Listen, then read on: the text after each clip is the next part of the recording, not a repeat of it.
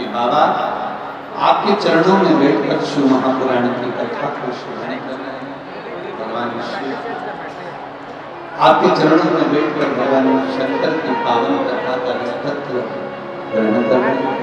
देवदेव महादेव ऐसी कृपा करें, हमारे कार्य की सफलता हो और भक्ति का संचार, जिस कार्य के लिए हम शिव महापुराण की कथा श्रवण करने के लिए बाबा हमारे हृदय की कामना सब भाव से बोलिए।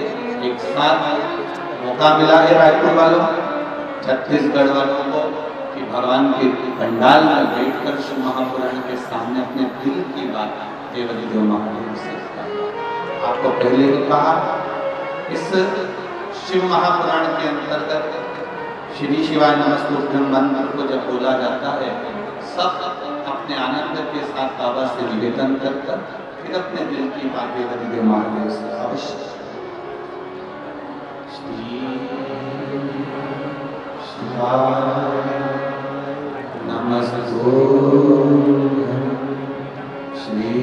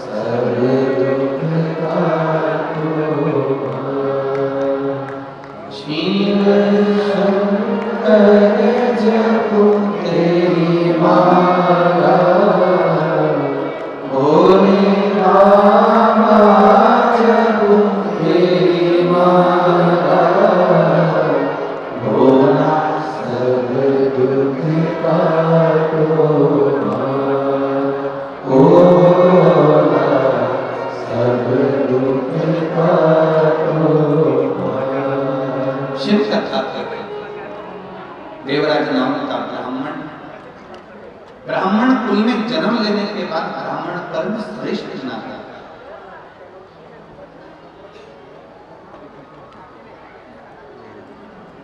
देखिए बड़ा सुंदर भाव शिव पुराण का कहता है कि आपके भरण पोषण की जवाबदारी देवदेव महादेव ने ले रखी है। माता के गर्भ में जब तुम पड़े रहे, गर्भ में जब पड़े थे तब भी वो भरपेट अंदर भी भोजन ले रहा था और शरीर मिला प्राण छूटेंगे तब तक भी वो भरपेट भोजन लेने की जवाबदारी मेरे कालाधिपति महाकाल राजा की है। वो उसका नाम है विश्वनाथ। क्या नाम है? विश्वनाथ। अच्छा एक बात समझ में नहीं आती रे, छत्तीसगढ़ वाला तुम्हें बताना, अगर तुम्हारे समझ में आ जाए तो बताना। इनको कहते हैं विश्वनाथ, द्वारकानाथ, जगन्नाथ, बद्रीनाथ, केदारनाथ, सोमनाथ। अब इतना सारा नाथ ही नाथ है, मतलब ये निश्चित है कि जब अपन पैदा हुए थे, जब माता के गर्भ में पड़े हुए थे, तब अपन अनाथ थे और जब अपने को ये सब नाथ मिले तब अपना जीवन सार्थक हो। निश्चित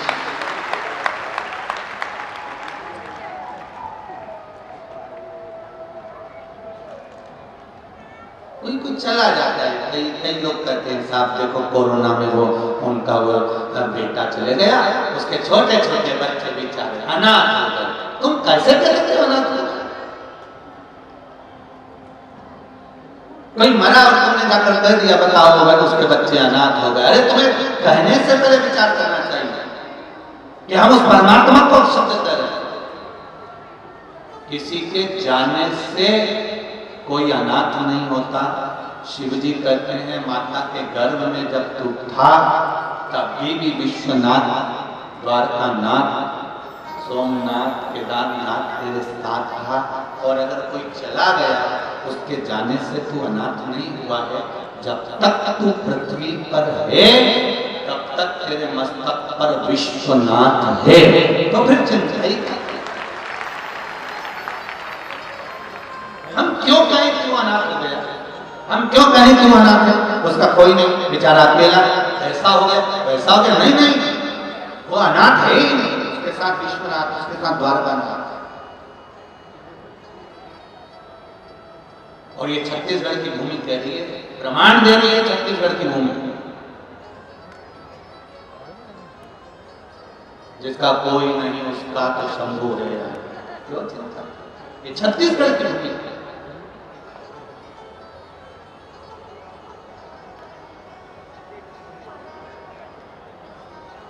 स्कंद पुराण में, महाभारत में कौशल के अंतर्गत वर्णन मिलता है। महाभारत में ये छत्तीसगढ़ कौशल देश के अंतर्गत आता है।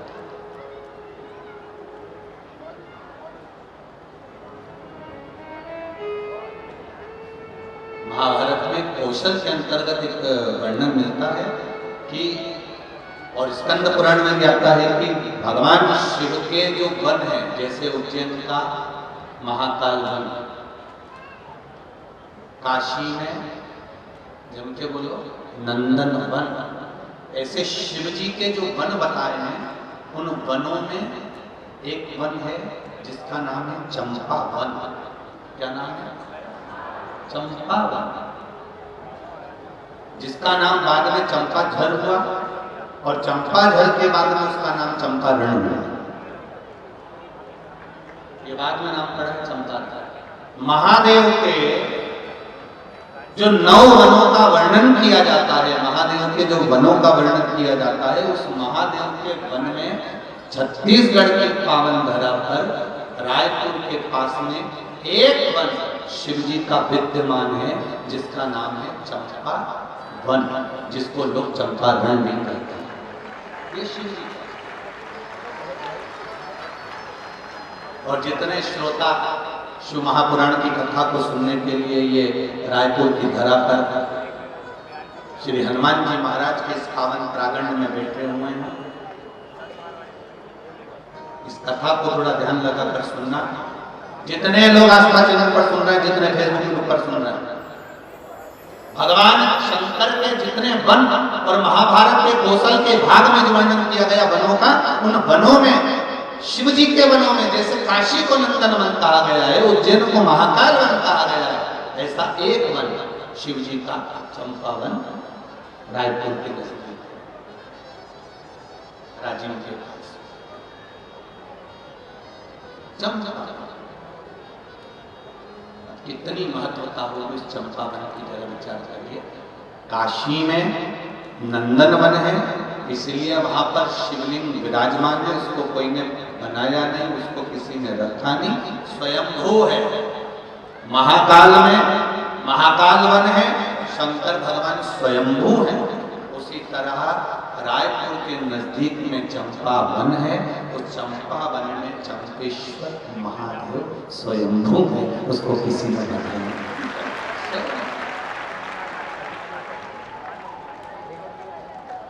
इसलिए सब ध्यान लगाकर सुनना। ध्यान सब ले बढ़िया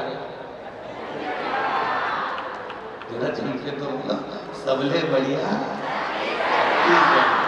इसलिए छत्तीसगढ़ वालों के धान के कटोरे में एक वन जो इतना सुंदर वन है, जिस वन में जीव जंतु जानवर पशु पक्षी जो रहता था वो एक दूसरे को कष्ट नहीं देता, एक दूसरे को कष्ट नहीं। आज भी छत्तीसगढ़ का एक आनंद है।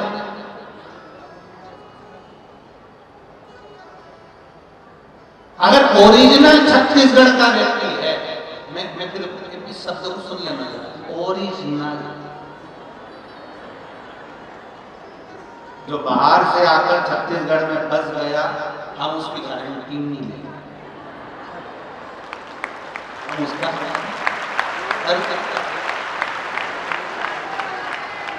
जो ओरिजिनल छत्तीसगढ़िया है, ओरिजिनल, ये निश्चित है वो कभी किसी को दुख नहीं दे सकता, ये निश्चित है अगर ओरिजिनल है।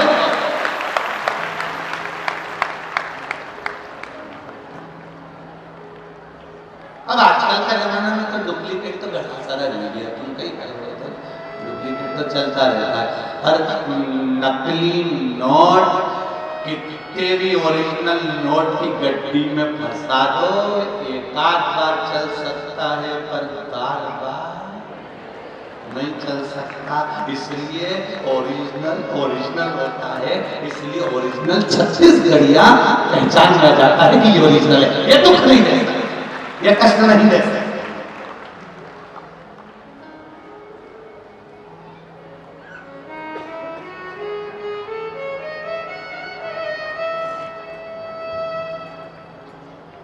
निश्चितता उसके अंतर्गत शिव जी का एक वन, शंकर भगवान का एक वन जिसका नाम है चंपावन। महाभारत में भी इसका वर्णन आता है कौशल के अंतर्गत। चंपावन में भगवान, जहां पर चारों तरफ वन ही वन विराजमान था, चारों तरफ वन है, बस उस चंपावन में एक बार भगवान आनंद कंद परमात्मा की ऐसी कृपा हुई, ऐसी दया हुई कि महाराज जो गोदावरी नदी के तट पर भरद्वाज गोत्र में जन्मे हुए श्री लक्ष्मण भट्ट जी जा रहे हैं।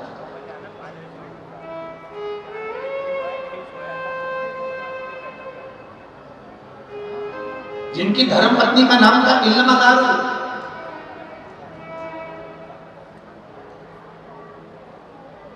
अपना पूरा परिवार गोदावरी नदी के तट पर जहां निवास कर रहे थे काकड़ में, वहां से निकलकर काशी चली जा रही थी। पहले काशी जाने का रास्ता, पहले काशी जाने का रास्ता जितने लोग काशी साउथ वाले जाते थे या इधर से महाराष्ट्र वाले जाते थे या कहीं का भी व्यक्ति अगर काशी जाता था तो ये उसको जाने का यही मार्ग था, यही मार्ग जिस मार्ग पर चंपावन है। काशी जाने वाला पहले चंपावन के क्षेत्र में रुकता हुआ फिर जाता था। अब ये इल्लमगारू के साथ में लक्ष्मण भट्ट जी और उनका पूरा परिवार भगवान शिव की भक्ति को धारण करते हुए, ब्राह्मण परिवार है, शिव भजन करता हुआ उन्होंने संकल्प लिया। लक्ष्मण भट्ट जी ने, श्री लक्ष्मण भट्ट जी ने संकल्प लिया 1.25 लाख ब्राह्मण को काशी में जाकर भोजन कराना है। 1.25 लाख ब्राह्मण को भोजन कराने का सामान लेकर, सामग्री लेकर, गाड़ी में भरकर, रेलगाड़ियों में भरकर और सारे अपने ब्राह्मण परिवारों के साथ में, सारे भरद्वाजों के साथ में चल दिए और सारे नगरवासी उनके साथ जा रहे हैं। भगवत स्मरण करते करते पैदल चल रहे हैं, कोई गाड़ी से चल रहा है, भजन करते करते आराम से चलते चलते ये चंपावन के नजदीक में पहुंच गए।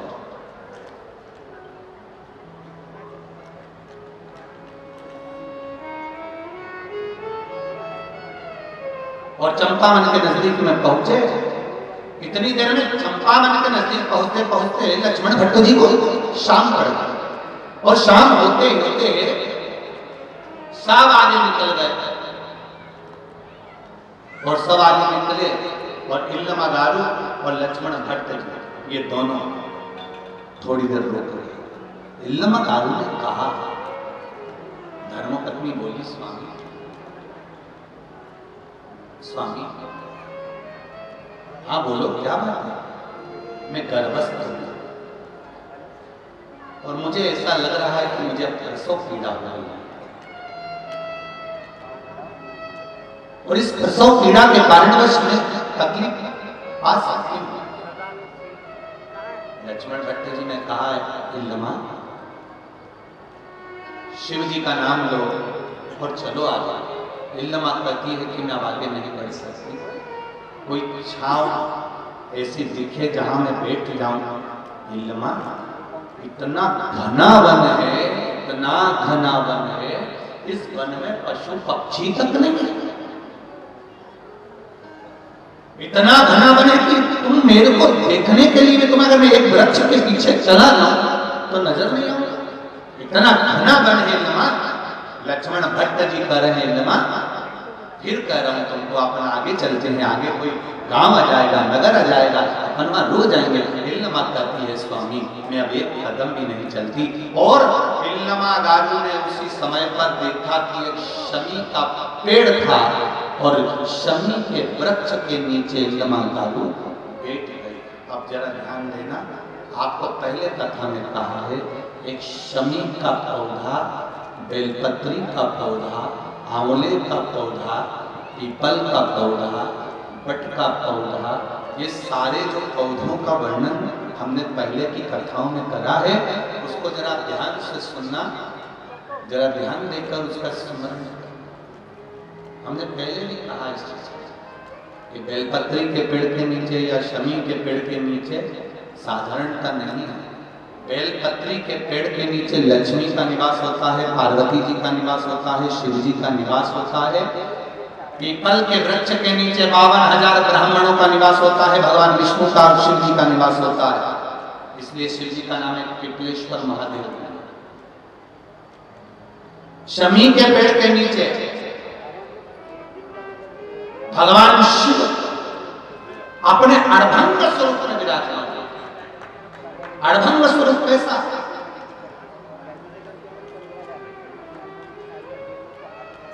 हम क्यों कहते हैं कि आप लोगों को भी पहले कहा, शमी का जो पत्ता होता है, देखा है ना, शमी का जो पत्ता होता है, हम पहले भी कथा में कहा है, जो व्यक्ति मदिरा में डूबा रहता है, नशे में डूबा रहता है, जो व्यक्ति बहुत ज्यादा मात्रा में ये तंबाकू, गुटखा या पाउच आदि खाता रहता है और उसका गुटखा पाउच छूटने को ही तैयार नहीं होता, वो बेचारा प्रयास करता है, ऐसा नहीं कि नहीं करता।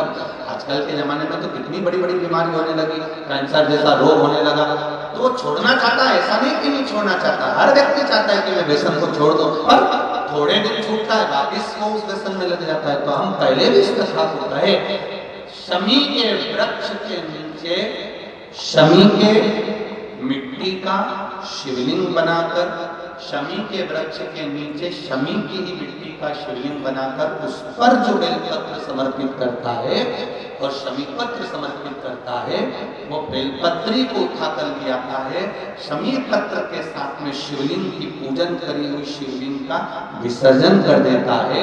उसी दिन उस बेलपत्र को, लाए हुए बेलपत्र को जो शमी पेड़ के नीचे पूजन कर कर बनाया गया है, उस बेलपत्र को जो नशा करने वाला व्यक्ति होता है उसको 3 दिन तक लगातार, पहली पत्ती बीच की, दूसरी पत्ती राइट की, तीसरी पत्ती लेफ्ट की, जो एक एक कर 3 दिन तक खिला देता है, 3 या 4 बार अगर प्रयोग कर लिया तो ये निश्चित है दूसरी बार वो नशे में धुत नहीं होगा। शमी वृक्ष जो शंकर भगवान का अर्धंग स्वरूप जहां विराजमान,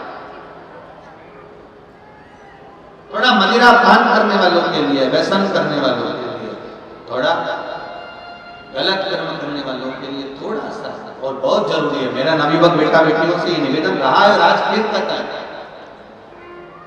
आप तंबाकू खाते हो, आप गुटखा खाते हो, आप पाउच खाते हो, आपसे निवेदन है ये समझ लीजिए कि आप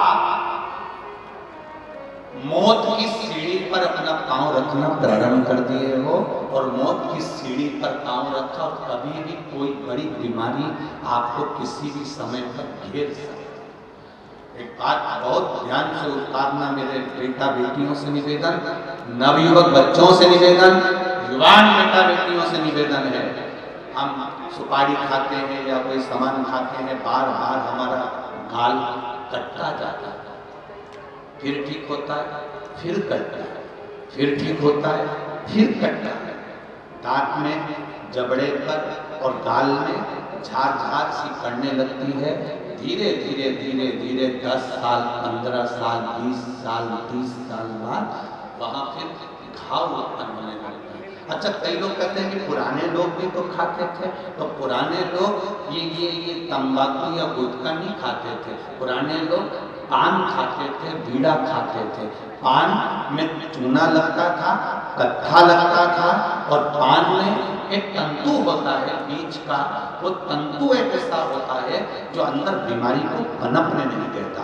इसलिए जो बुजुर्ग लोग जो पान खाने वाले होते हैं, केवल जो पान का सेवन करते हैं, उनको कभी ये बड़ी बीमारी का रोग सताता नहीं है। पर जो ये नया नया पाउच आता है जिसपे तुमने देखा होगा उस पर कैंसर का फोटो भी बना रहता है, ये नए नए पाउचों पर कभी तुमने देखा कि पान पर फोटो बना हुआ, पर पाउच पर गुटके पर उसका समझो।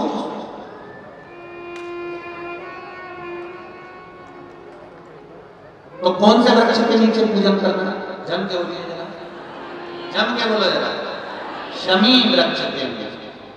रायपुर वालों को जो कथा मिली है बड़े ध्यान से सुनना, ये कथा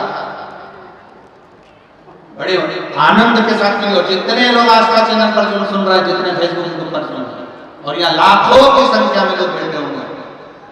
कई लोग तो अपनी अपनी टीम के ऊपर, छत के ऊपर चढ़ के बैठे हैं, कोई ट्रैक्टर पर, कोई गाड़ियों पर, कोई खंभों पर चढ़ के बैठे हैं। ध्यान से बड़े प्रेम से सुनो इस बड़े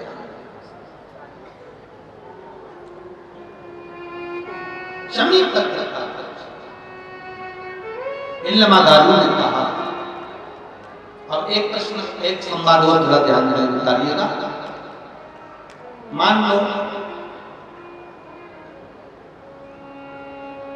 किसी कार्य के लिए जा रहे हो और वो कार्य में बार बार अटकल आ रही है, वो कार्य तुम्हारा होना चाहिए, तो तुम लगे हो कि मुझे ये चीज होगी, ये निश्चित है। मैंने 10 लोगों को बोल कर रखा है, 10 लोगों के हाथ जोड़ कर रखे, भैया मेरे काम कर देना, भैया मेरे काम, और वो कर ही नहीं जाए। आखिर कारण क्या है? उसके लिए शमी पत्र का प्रयोग किया जाता है। शमी पत्र को शिवलिंग पर चढ़ाकर, वही शमी पत्र को उतारकर अशोक सुंदरी वाली जगह पर चढ़ाकर फिर आप अपने कार्य के लिए चले जाइए। श्री शिवाय नमस्तुभ्यम बोलकर 1 लोटा जल चढ़ाकर जाइए, शिव समाधि होगा। वो शमी पत्र और शमी के वृक्ष ने क्या कृपा करी है, ये छत्तीसगढ़ की ये कथा कह रही है, ये धान के कटोरे की ये कथा बन रही है। इल्लमागारू लक्ष्मण भट्ट जी की धर्म पत्नी, जगत गुरु श्रीमद वल्लभाचार्य जी की माता इल्लमागारू शमी के पेड़ से सीखकर वृक्ष देखिए, शमी का वृक्ष, शमी के वृक्ष से इल्लमागारू टिककर बैठ गई और प्रसव पीड़ा बढ़ने लगी। लक्ष्मण भट्ट जी बोले, मैं क्या कर सकता हूं तेरे लिए? इल्लमागारू करे, मुझे कष्ट बहुत हो रहा है स्वामी, मुझे कष्ट हो रहा है, कृपा करो स्वामी, मुझे कष्ट हो रहा है। इल्लमागारू चिल्ला रही है, लक्ष्मण भट्ट जी आंख से आंसू बहा रहे हैं। सबको पुकारा, उस घने वन में, उस चंपा वन में कौन मिलेगा? कौन मिलेगा?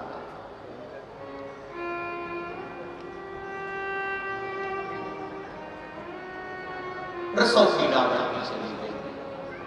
शाम सारे के सारे जितने लोग साथ में काशी जा रहे थे, सब आगे के नगर में पहुंच गए। आगे के नगर में पहुंचे और इल्लमागारू और लक्ष्मण भट्ट जी वहीं शमी के पेड़ के नीचे रुके। चारों तरफ वन ही वन है और इल्लमागारू के नेत्रों में जल। प्रसव पीड़ा बढ़ती चली जा रही है, बढ़ती गई। लक्ष्मण भट्ट जी बेचैन हो गए। पत्नी की दशा देखकर मैं क्या कर सकता हूँ? तभी समय बीता, रात्रि होने लगी और अंधेरा बढ़ गया। अंधेरा हुआ, अंधेरा होते हुए जब प्रसव पीड़ा बढ़ी, उस प्रसव पीड़ा के बढ़ते ही एक बच्चे का जन्म हो गया, एक बेटे का जन्म हुआ। तो लक्ष्मण भट्ट जी कहते हैं कि अभी तो आपको 9वां महीना होने में समय था इल्लमागारू। 8 मासा, 8वें महीने में बच्चे का जन्म हो गया और 8वें महीने में बच्चे का जन्म हुआ। जब लक्ष्मण भट्ट जी के हाथ में बच्चा दिया है इल्लमागारू ने, जब पुत्र दिया है, तो लक्ष्मण भट्ट जी कहते हैं इल्लमा, इसमें तो प्राण नहीं है, इसकी श्वास नहीं चल रही है, इसकी धड़कन कार्य नहीं कर रही है, ये मर चुका है। उसके प्राण छूट गए यहाँ।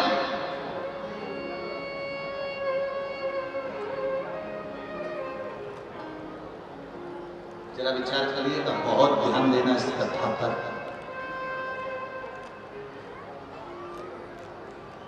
दुनिया के लोग कहते हैं कि हमें बहुत कष्ट है, शिव महापुराण की कथा कहती है मनुष्य का शरीर कष्ट को भोगने के लिए ही मिला। कौन सुखी संसार में? कौन सुखी?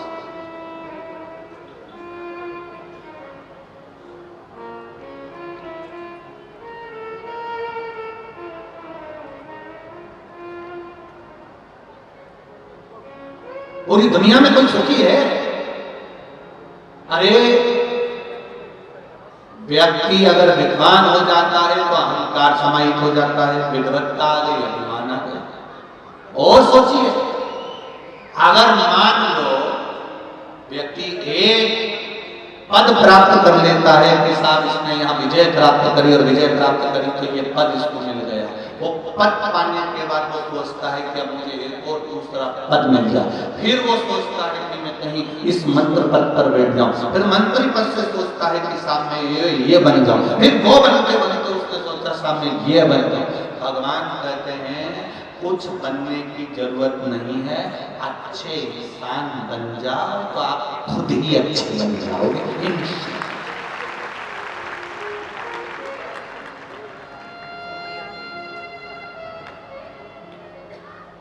हम पहले भी कथा में कहे, आजकल कह रहे हैं, आप लोग थोड़ा ध्यान से सुनना, बहुत ध्यान देना इस प्रसंग पर। आप अच्छे इंसान बन जाओ। हम हमारे बच्चों से कहते हैं, देख लो श्रवण कुमार को, हम अपने बच्चों से कहते हैं बनना है तो उनके जैसे बनो। हम अपने बच्चों से कहते हैं उसके जैसे बनो। हम अपने बच्चों से कहते हैं उसके जैसे बनो। शिव महापुराण की कथा कहती है आप अपने बच्चों को ये मत कहो कि उसके जैसे बनो, अपने बच्चों को ये कहो कि तुम ऐसे बनो कि आने वाली पीढ़ी कहे कि इसके जैसे बनो। तुम अपने बच्चों को वो बनाने का प्रयास।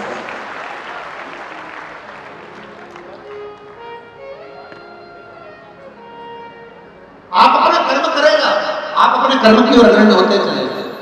जरा विचार करिए, आज से कुछ सालों के लिए चरित्र निकाल कर देखना, जगह जगह रामचरितमानस, भागवत, गीता, स्मरण सब कुछ होता था। शिव तत्व को कौन जानता था?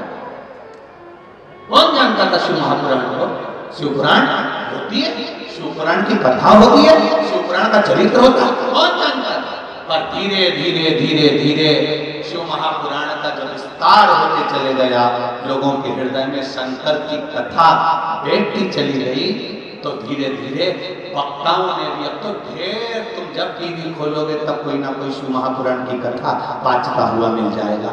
शिव पुराण ने अपना विस्तार कर दिया। आप बनो, कई लोग कहते हैं उनके जैसे बनो, उनके जैसे बनो। आप अपने बच्चों को ज्ञान दीजिए कि ऐसा बनो कि तुम्हें देखकर दूसरे घर के माता पिता कहें कि इनके जैसे बनो।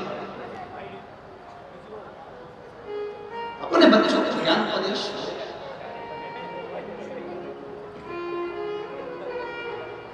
कौन कहता है कि दुख नहीं आता? दुख आता।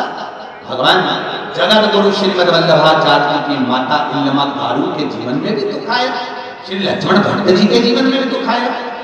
ऐसा कोई मानव का शरीर बताओ जिसके सम्मुख में दुख नहीं आया? भगवान राम अगर पृथ्वी पर मिलते तो उनको भी दुख आया, भगवान कृष्ण पृथ्वी पर आए तो उनको भी दुख आया। ऐसा कोई बता दो जीवन में जिसको दुख नहीं मिला और दुख आता। पर दुख आएगा जाएगा, बस एक काम करते रहना है कि दुख की घड़ी में भी हमें शिव को नहीं भूलना है। शंकर के द्वार जाते रहो, शंकर भगवान पर बिना छल के, बिना कपट के, बिना अहंकार के, निष्कपट भाव। हमें एक लोटा जल ये देखकर नहीं चलाना कि दुनिया के लोग हमको देख रहे हैं। हम मंदिर में गए जाता है, एक हिस्सा लेकर जाते हैं, छटा दिया, घर के अंदर प्रवेश करते समय अपना जो सीधा हाथ है, अपना सीधा हाथ उस ओर बैठ जाओ और घर की ओर मुख कर कर उस दिए को दरवाजे पर लगा दिया जाता है। ऐसा वर्णन कर दो। 5 बार व्रत जब पूर्ण हो, 108 चावल के दाने या बेलपत्र या पुष्प या पंखुड़ी जो तुमसे बन जाए समर्पित कर कर एक श्रीफल 11 रुपए बाबा को चढ़ाकर अपने मन से 5 व्रत पूर्ण आराम से करिए, बाबा उसको सुन पाइए। ये पत्रों में भी वही की वही बात लिखी, पत्र है।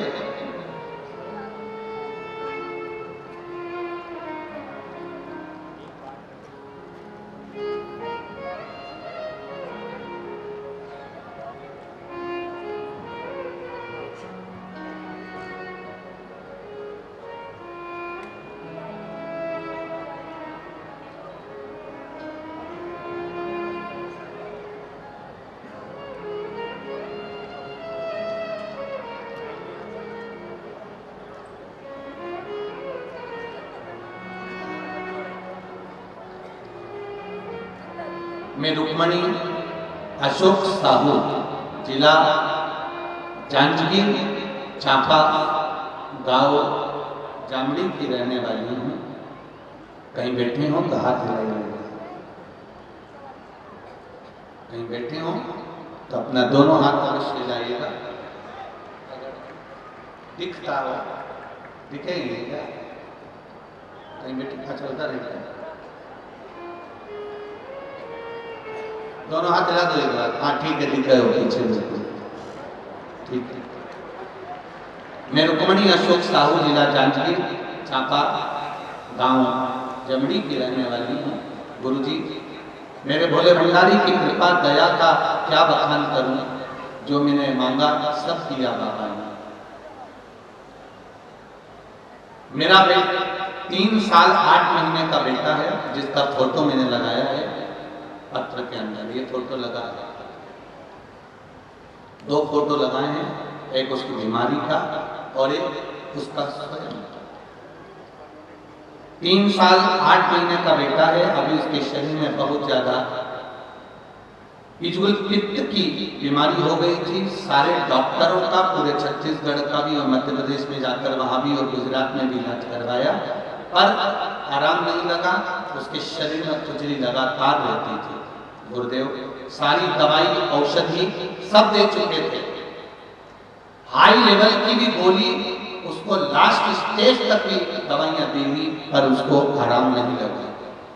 तब एक बार टीवी पर आपकी कथा आ रही थी और उस कथा को श्रवण किया और बाबा की कृपा से आपने जो बेलपत्र और 1 लोटे जल का प्रयोग बताया था वह करना प्रारंभ किया और शिव जी की कृपा से आज मेरा बच्चा एकदम ठीक हो गया है। मैं बाबा को रोक लगी हूँ।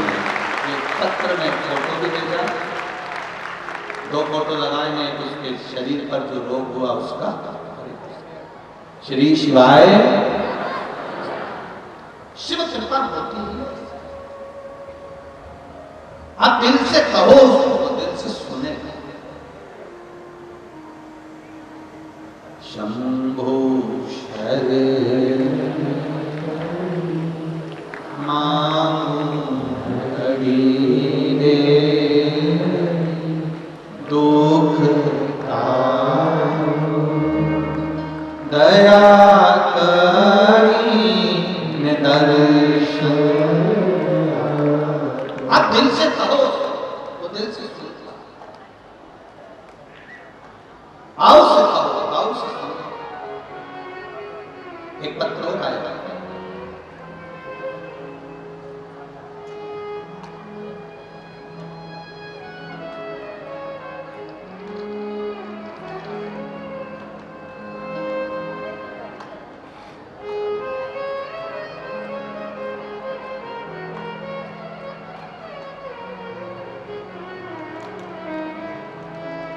हीरा देवी अग्रवाल। मैं हीरा देवी अग्रवाल 70 वर्षीय, पश्चिम बंगाल खड़गपुर से यहाँ कथा सुनने आई हूँ।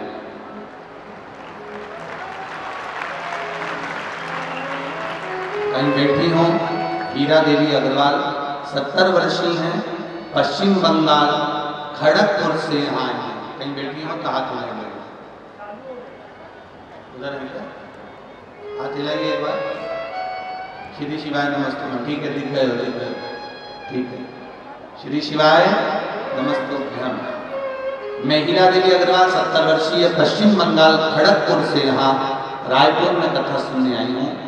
कोटि कोटि प्रणाम कुबेरेश्वर बाबा को नमन। बाबा कुबेरेश्वर के रुद्राक्ष का क्या महत्व है मैं बताना चाहूंगी। मेरा और मेरा परिवार अप्रैल माह में कुबेरेश्वर धाम दर्शन के लिए आए थे, परंतु अत्यधिक भीड़ के कारण, गर्मी के कारण दर्शन प्राप्त नहीं होगा। तो हम आशा लेकर उज्जैन महाकाल के दर्शन के लिए पहुंच गए। वापिस आए, हमारी ट्रेन का समय भी हो चल रहा था। घुटने में इतना दर्द था, कमर में इतना दर्द था कि घुटना बदलने के लिए डॉक्टर ने आज्ञा करी थी, पर कह दिया था एक रुद्राक्ष की आशा लेकर गए तो इतनी भीड़ में बाबा की कृपा से रुद्राक्ष मिला और उस रुद्राक्ष का पानी पीना चालू करा। शिव कृपा से आज मेरे घुटनों का दर्द बंद हो गया और कमर दर्द बंद हो गया। मैं जमीन पर बैठकर शिव महापुराण की कथा सुन रही हूँ। हीरा देवी अग्रवाल 70 वर्षीय पश्चिम बंगाल खड़गपुर से हैं। बहुत बहुत साधुवाद हीरा बहन आपको। श्री शिवाय नमस्ते। बैठिए। ये शिव कृपा, आप शिव की आराधना, शिव की भक्ति, शंकर का नोदन, शिव जी का स्मरण, फिर निवेदन करेगा सारी समस्या का हल। कोई जीवन में तकलीफ आए, कष्ट आए, रोग आए, बीमारी आए, दुख आए, घर में से एक लोटा पानी भरो, सीधे शिव जी के मंदिर पहुंच जाओ। दिल से मन में अगर अच्छा भी ना लगे तो थोड़ी देर शिव जी के मंदिर में बैठो, लोटा भर के जल धीरे धीरे महादेव को चढ़ाओ और अपने हृदय की बात शिव जी से कहते हो।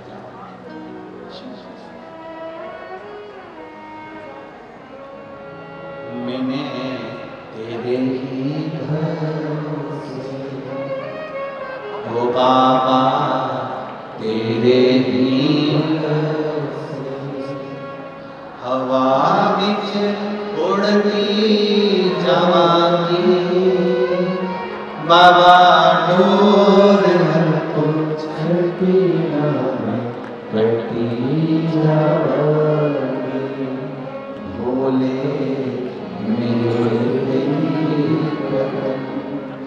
शंभो मेरे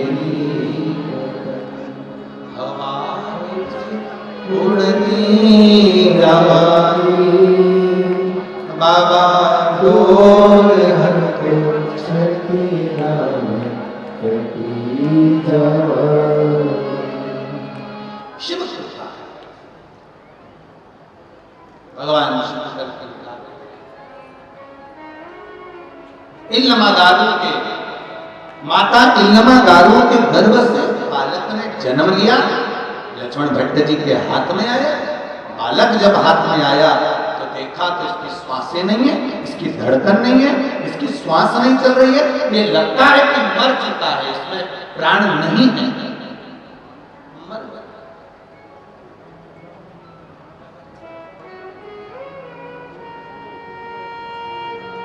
इतना सुंदर कहा है, जरा ध्यान दीजिएगा।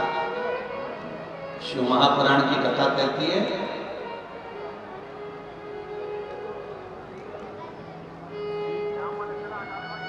जन्म के बच्चा जब जन्म लेता है, जन्म के 1 महीने पहले अगर 1 लोटा जल शमी पत्र समर्पित कर शिव जी पर चढ़ा दिया जाता है तो नारी के गर्भ से जो बच्चा होता है वो कभी विकलांग नहीं हो सकता, मंदबुद्धि नहीं हो सकता, विवेकवान। शरीर कष्टवान बच्चा जन्म नहीं ले सकता। और यदि शिव मंदिर नहीं है नजदीक में, शंकर का मंदिर भी नहीं है नजदीक में, तो शमी के पेड़ के नीचे 1 लोटा जल चढ़ाकर उसका भी स्मरण किया। शमी के वृक्ष की महत्वता ये चंपावन की भूमि कर रही है। रायपुर छत्तीसगढ़ की ये पावन धरा कर रही है। ये शमी वृक्ष की महत्वता देखा।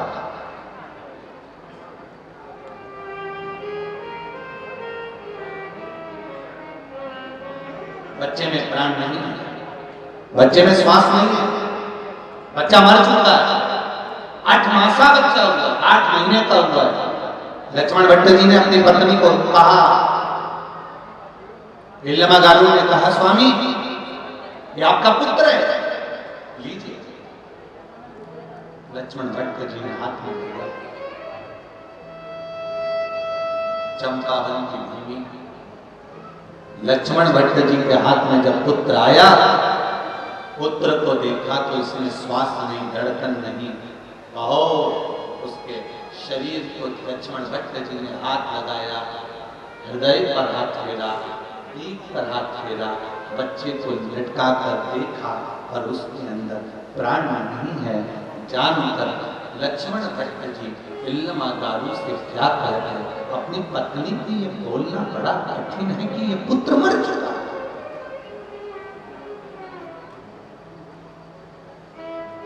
इतना कठिन।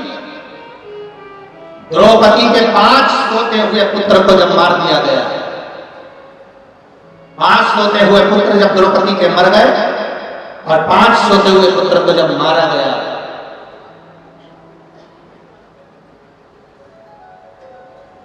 तब द्रौपदी की दशा क्या थी? चीख पड़ी थी द्रौपदी, रो पड़ी थी द्रौपदी, द्रौपदी ने आवाज लगा दी, स्वामी स्वामी स्वामी करते करते चिल्लाती हुई गई पांडवों के पास में, मेरे पति मेरे पुत्र का दशा देखी। पूछा क्या हो गया? अश्वत्थामा सोते पुत्रों का वध, आंखों में जल जाता। माँ के सामने उसके पुत्र की अगर गति होती है तो माँ का हृदय कठोर। ये कोरोना महामारी में, ये कोरोना महामारी के अंतर्गत जब जवान युवान बच्चे प्राणों को त्याग रहे थे, तब बुजुर्ग घर के आंख में आंसू भरकर रो रहे थे कि इनकी मृत्यु की जगह हमारी हो जाती, कम से कम मेरा बेटा तो रह जाता। पर जो लिखा ललाट पर उसको कौन टाल सकता? जो ललाट का लिखा हुआ है उसे कौन टाला?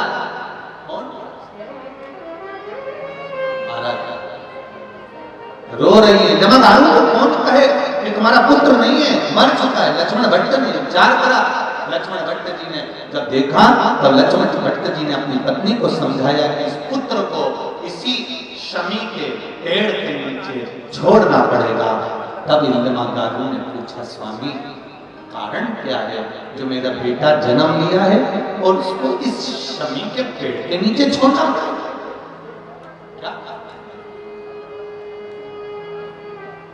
इस बालक में प्राण नहीं, रोग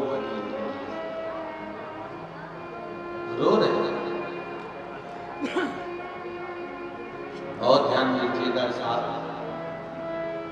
मृत्यु लोक में जन्म हुआ है तो जन्म से लेकर मृत्यु की शैया पर सोने तक व्यक्ति को रोना तो पड़ता है,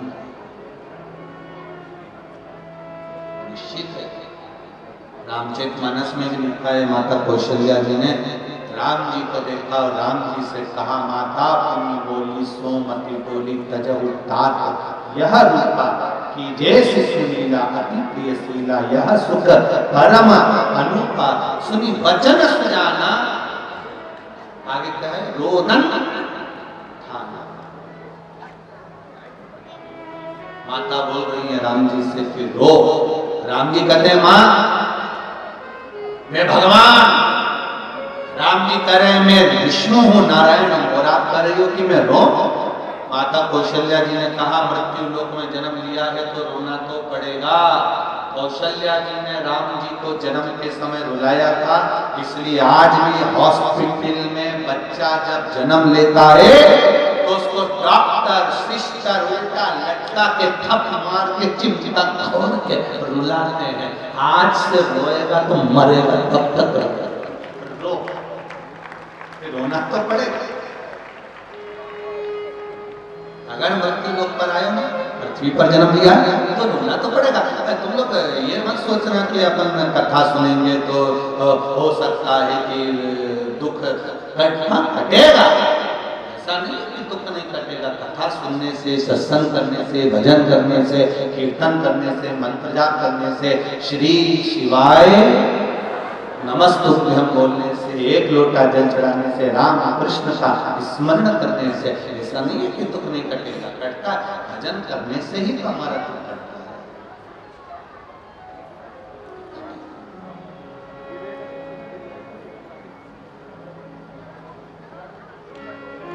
बस हृदय से सना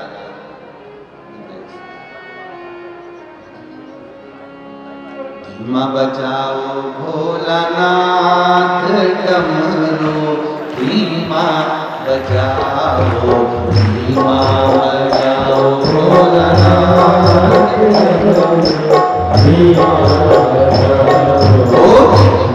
बजाओ भोलानाथ डमरू, धीमा बजाओ, धीमा बजाओ भोलानाथ डमरू, धीमा बजाओ, धीमा बजाओ भोला, धीमा बजाओ, धीमा बजाओ भोला, धीमा बजाओ, धीमा बजाओ भोला, धीमा बजाओ, धीमा बजाओ भोला, धीमा बजाओ, धीमा भोलानाथ डमरू, धीमा बजाओ, धीमा बजाओ भोलानाथ डमरू, धीमा बजाओ।